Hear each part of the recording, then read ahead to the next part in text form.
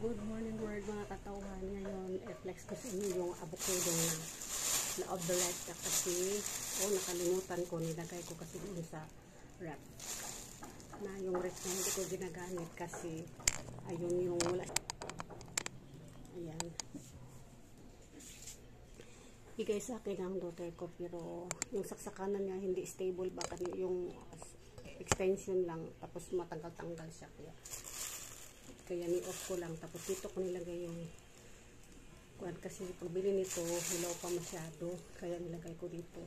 Kalimutan ko dapat 2 araw lang, tapos parang 4 na yung araw lang, kaya medyo na-overripe siya, kaya ano ko lang siya, i-mask lang siya, lagay dito, ubusin ko siya 4, tapos lagyan ko siya dito. Matagal ito, last year pa itong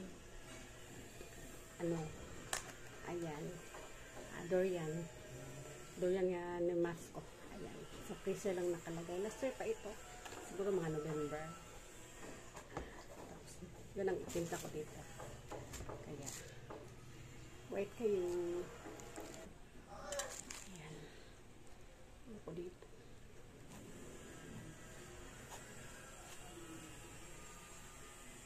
sayang, mahal pa naman ang ayan, ano na siya, sira na. Tapos anuhin ko lang, pwede masayang.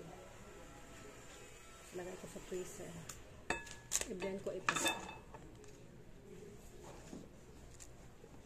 Ayan, tapos yung buto niya slice ko, tapos iso ko ng alcohol para gawing avocado oil, tapos pang wrap, pang apres.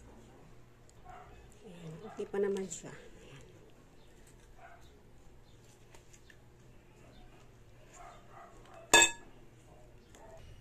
Ayan, halo ko na yung yung durian. Matigas pa siya.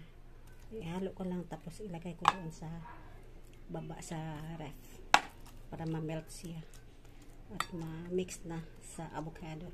Ito lang ang avocado kasi sira na yung dalawa, so di ko na sinali kasi sira na talaga, medyo brown na siya. Dalawa lang ito, sayang ba? 200 ang kilo, tapos 4 lang 1 kilo. Nasayang yung 100, sayang talaga. Pera naman yun, diba? Dito lang po kasi ilagay ko pa ito sa rep. May naman siya, takip naman siya. Tapos wala na, itong nilagyan ko ng durian. Bye mga katawan, dito lang po. Update ko lang kayo maya. Ayan, love you.